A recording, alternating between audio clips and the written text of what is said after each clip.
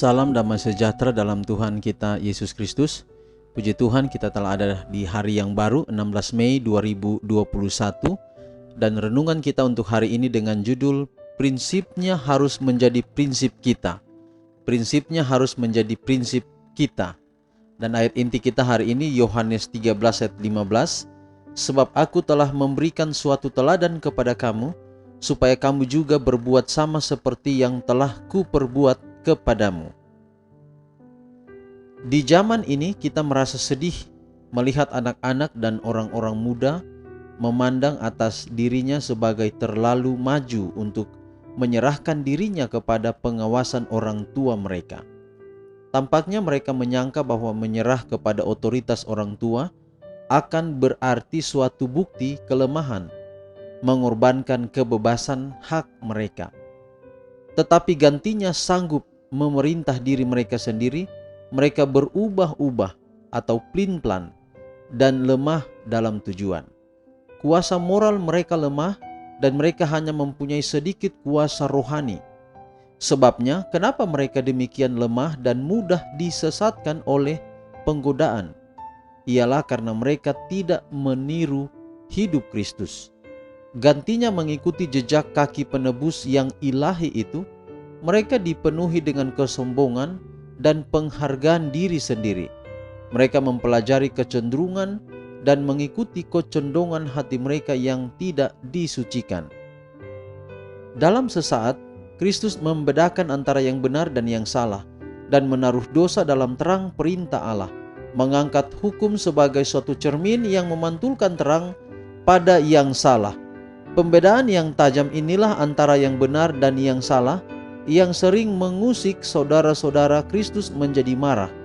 Namun demikian, segala seruan dan bujukannya dan kesedihan yang dinyatakan pada wajahnya menyatakan kasih yang begitu lemah lembut dan sungguh-sungguh bagi mereka, hingga mereka merasa malu telah menggoda dia agar menyimpang dari rasa keadilan dan kesetiaannya yang begitu keras.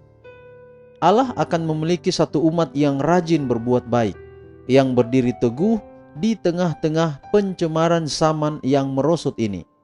Akan ada suatu umat yang berpegang teguh pada kekuatan ilahi, sehingga mereka akan tahan terhadap segala penggodaan. Komunikasi yang jahat dalam iklan yang berkobar-kobar boleh jadi berusaha menyentuh perasaan mereka serta merusak pikiran mereka.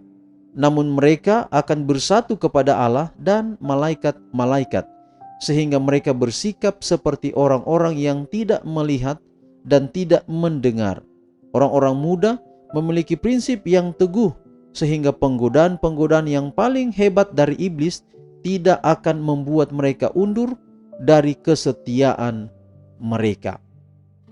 Jadi saudara-saudara, inilah prinsip yang paling penting yang Yesus hidupkan ketika dia ada di atas dunia ini, yaitu dia memang menghormati orang tuanya oleh karena dia mengasihi orang tuanya, oleh karena dia menuruti akan hukum Tuhan. Hukum kelima berbunyi, hormatilah ayahmu dan ibumu supaya lanjut umurmu di tanah yang diberikan Tuhan Allahmu kepadamu. Di era modern ini, kelihatannya anak-anak mereka seperti tidak ingin teman-temannya ketahui bahwa mereka itu adalah orang-orang yang lemah, yang hanya menuruti, yang hanya tunduk pada orang tua.